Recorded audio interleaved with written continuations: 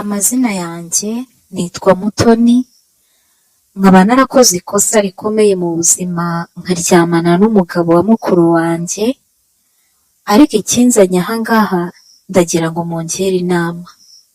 Ubundi kugira ngo umugabo wa mukuru wanjye nemere ko turyamana, ndabyibuka hari mu masaha y'umugoroba, ubwo mukuru wanjye yari agiye kurara mu cyumba cy'amasengesho.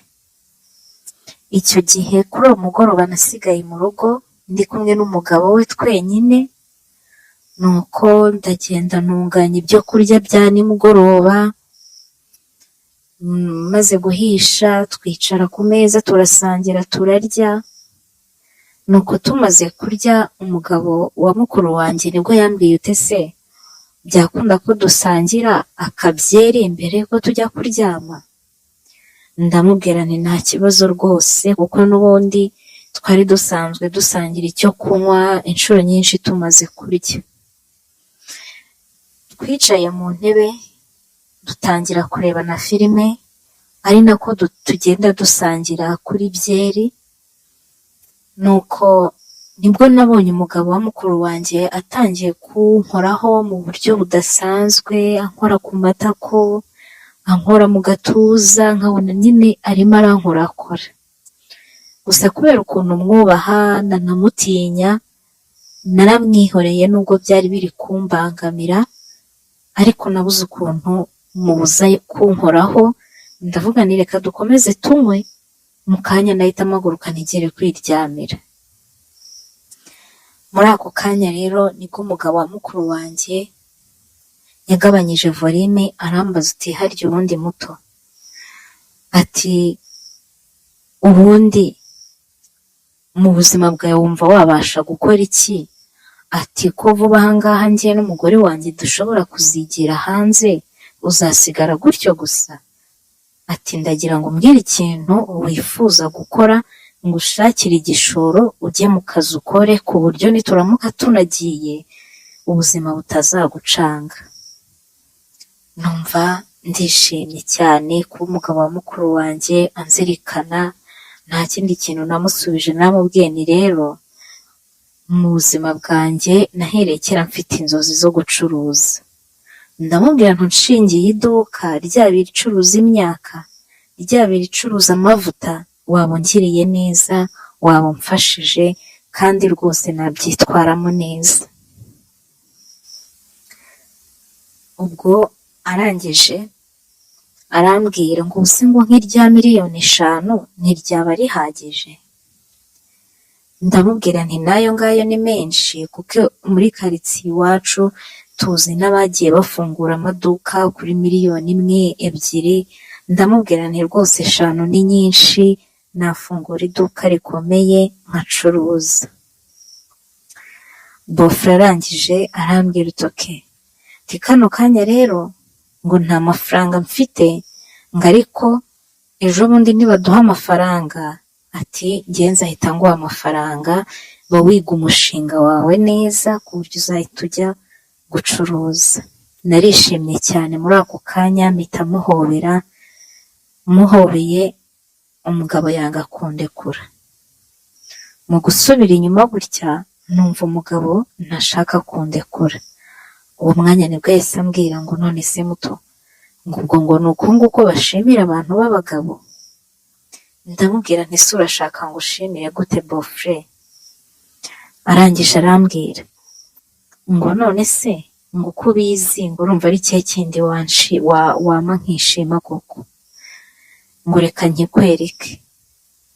Umugabo yagize atya amanura ikiganza, mbona ankoze ku bidudu, arambwira uti niba ushaka kunshimira mpa ku bidudu. Narikanze cyane, ndamubwira nti ntabwo ibyo bintu bishoboka, uri umugabo wa mukuru wanjye. Ubu se mukuru wanjye ko ariyo famiye nsigaranye, aje agasanga ndi kumuca inyuma, urumva byagenda biti? Umugabo ati ni uburenganzira bwawe kumpa no kutampa, ariko nanjye nutampa nta gishoro naguha rwose. Ngo ubuse ngo uko ubizi ngo hari ikintu cy'ubuntu kibaho kuri ino si, ngo hari umuntu ngo apfa kuguha ngo 5 miliyoni z'ubuntu, ngo niba wumva ko uyakeneye urampa, niba wumva utayakeneye ubyihorere iti kandi umwanzuro urawufata kano kanya, niba uhitamo kumpa cyangwa utari bumpe, ati kuko ngewe kuba ngushakaho ndagushaka kano kanya. Byaranshanze muri uwo mwanya, ntangira gutekereza, ndavuga nti si ubu ngubu koko nimbyanga kandi numva bafite gahunda yo kujya hanze, nzasigara mbayeho gute ko ntazabakurikira? Undi mutima ukambwira ese nubyemera mukuru wawe akazabimenya bizagenda biti? Ni ukuvuga ngo byampuriye mu mutwe ari byinshi, mbura icyo mpitamo n'icyo ndeka. Nibwo nagiye kumva numva umugabo wa mukuru wanjye ari kunkuramo umupira, arimo aravuga ngiriga kuramo ngo usigira ngo hari ibirenze, ureka reka nta birenze. Nibwo yankuyemo umupira, arangije arambwira ati reka tujye mu cyumba nibyo byiza. Yamfashe akaboko arampagurutsa anjyana mu cyumba cye, nyine ubwo ni iki na mukuru wanjye, numva ariko umutima uri kundya. Ndavuga rero bofre, basi reka tujye mu cyumba cyanjye, ntabwo naba ngiye guca inyuma mukuru wanjye ngo nanabikore mu cyumba cye. Ngo nta kibazo, reka tujye mu cyumba cyawe. Numvaga ntabishaka ariko nabonaga nta yandi mahitamo nari mfite. Twagiye mu cyumba cyanjye, ubwo tugeze mu cyumba cyanjye umugabo ahita yikuramo, ariko ntakubeshye no kwiyambura imyenda kwe nahise ndeba ku ruhande. Numvaga mfite isoni zo kumureba. Ati kubera iki? Uwo mugabo wa mukuru wanjye njyewe namufataga nk'umubyeyi. Ati kubera iki? Ubundi njyewe na mukuru wanjye twabanaga na kaka wacu nyine na mukecuru, kuko mama wacu tubyara yitabye Imana kera, nuko dusigarana na nyogokuru wacu ubyara mama. Ubwo rero twese nta n'umwe wari warize basi ngo arabona akazi keza gafatika, twakoreraga amafaranga makeya ariko tukabasha kubaho. Igihe cyaje kugera rero mukuru wanjye umukecuru wacu yitaba Imana. Muri ibyo bihe bigoye nibwo mukuru wanjye yaje kumenyana n'umukunzi we, bahuriye ahantu mu muhanda. Ukuntu uhura n'umuntu akaguha lifti uri kwihuta, yari yagiye gushaka imikenyero tuzambara ubwo twari bujye gushyingura mukecuru. Gusa twari dufite ubukene cyane ku buryo twabonaga n'uwo muhango wo kumushyingura ushobora kutaza kugenda neza. Uwo musore rero mu guhura, ubwo yari ataraho umugabo wa mukuru wanjye, yaduhaye amafaranga adukodeshereza imodoka ebyiri ndetse n'iye ya gatatu, ku buryo yaradufashije, ikiriyo kigenda neza, abantu babona ibyo kunywa. Nanjye ndatungurwa cyane, ndavuga se uyu muntu udufashije gutya aribwo mukimenyana ni ukubera iki? Mukuru wanjye ati rero nanjye simbizi, atubanza ariko wakunda uhura n'umuntu akakwishimira akakwikundira akumva yakwifashiriza. Kuva icyo gihe umugabo wa mukuru wanjye kigere bari batarabana, yatangiye kutwitaho, akajya aza kudusura mu cyaro, akaza mu modoka ye yapakiyemo umufuka w'umuceri, umufuka w'isukari, kawunga, ibintu byinshi byinshi, ku buryo muri iyo minsi yatwitayeho nk'umubyeyi wacu. Nyuma mukuru wanjye nibwo yaje kumbwira ati wa musore dusigaye dukundana, ati kandi arifuza yuko twakora ubukwe vuba aha ngaha. Ati none rero murumuna wanjye ndagira ngo tuganire. Ati nindamuka nkoze ubukwe uzaba usigaye hano, ntago wahita uza ngo tubane, ariko nyuma y'igihe gitoya umugabo wanjye nzamwumvisha yuko ugomba kuza, ntago nagusiga, ari we muryango nsigaranye. Mukuru wanjye yarabinsobanuriye nk'umuntu mukuru, ndabyumva, nuko akomeza gukundana n'uwo musore. Igihe kiza kugera rero tuza gukora ubukwe bwa mukuru wanjye bugenda neza, barabana. N'ubundi muri kwa kubana bakomeje kujya banyoherereza ibyo kurya, amafaranga, guhera ku mavuta kugera ku nkweto, kuko njye akazi nakoraga nacuruzaga mitiyu kandi iri iwacu mu cyaro. Nimba hari akazi rwose katagenda neza, ni akazi ko gucuruza mitiyu, kereka iyo ugafatanyije na botike byose ukabikora, ariko iyo ariko konyine biba bigoye pe. Nta kindi cyakurikiyeho rero, mukuru wanjye yararongowe akora ubukwe. Amaze gukora ubukwe, hashize amezi agera kuri 6 nibwo yaje kumpamagara arambwira uti rero ndatwite, sinkibasha gukora n'imirimo, n'umukozi wacu mbona ari umunyamwanda bigenda nabi, ndifuza ko waba uje hano ukajya udufasha imirimo. Ati amafaranga wakoreraga n'ubundi turayakuba 2 tujye tuyaguha, ariko ntago ari mu buryo bwo kukugira umukozi, ni ukugira ngo byibuze nubwo uhora buri hano uba uri gukomeza kwinjiza amafaranga. N'ubwo buryo naje rero mu rugo rwa mukuru wanjye mbamo, ntangira kubafasha imirimo. Umugabo wa mukuru wanjye arambwira uti rero wa mwana w'umukobwa we, tugukuye mu kazi kawe, ati tuzajya tuguhemba 150 ku kwezi byo kudufasha imirimo, ati kandi natwe tuzajya tuba duhari, ntago tugiye kukugira umukozi. Ndavuga ese n'ubundi ko ninjizaga hatageze no mu 50 bintwaye iki, reka nibera ahangaha kwa mukuru wanjye. Ubwo mba muri urwo rugo gutyo. Ubwo mukuru wanjye rero inda yari imaze kugira amezi 8 hafi 9 yari atarabyara, nibwo umugabo wa mukuru wanjye yaje kunsaba yuko twaryamana. Ari wo wa munsi nyine nababwiraga mukuru wanjye yari yigiriye gusenga, yarimo arajya mu masengesho muri iyo minsi, cyane cyane yo kuraramo, akarara asenga Imana. Ubwo rero nibwo umugabo wa mukuru wanjye yaje aranganiriza arambwira uti ariko ugomba gushaka kandi kazi ukora, ati kandi ndifuza kuguha igishoro, ariko kukiguha nawe ugomba kumpa ku bintu, ati nubyanga birakureba, ni amahitamo yawe.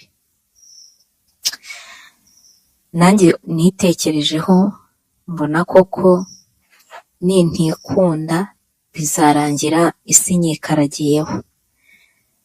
Nibwo umugabo wa mukuru wanjye namwemereye ko ndamuha ku bintu, nuko turagenda tujya mu cyumba cyanjye. Tugeze mu cyumba cyanjye niko kwiyambura, nanjye nkuramo, gusa numvaga mfite isoni pe kubw'ibintu nari ngiye gukora. Nari mbizi neza ko ari amakosa akomeye cyane, kandi nari mbizi ko muri umuntu mukuru wanjye abimenye byaba ari ikibazo gikomeye cyane, ariko ntacyo nari mfite ndenzaho. Ubwo rero nta kindi cyabaye, uwo mugabo twararyamanye. Tumaze kuryamana mbabeshye nababwira ngo byagenze neza, ibintu utiyumvamo, ibintu wumva ufitiye isoni, ntago byagenda neza. Gusa birangiye uwo mugabo yampaye 1,000,000 ayimpa kuri telefone, arambwira ati aya mafaranga uyabike, ubwo harabura 4,000,000, ati nzagenda nyaguha gake gake buri uko nyabonye uyabike. Muri iyo minsi nta kindi cyakurikiyeho. Haciyemo ibyumweru 2, nanone umugabo wa mukuru wanjye yaje kongera kunsaba ko twaryamana, nabwo kandi acunga ku munsi mukuru wanjye yari bujye gusenga. Mukuru wanjye yari na hafi kubyara, yarongeye ansaba ko turyamana.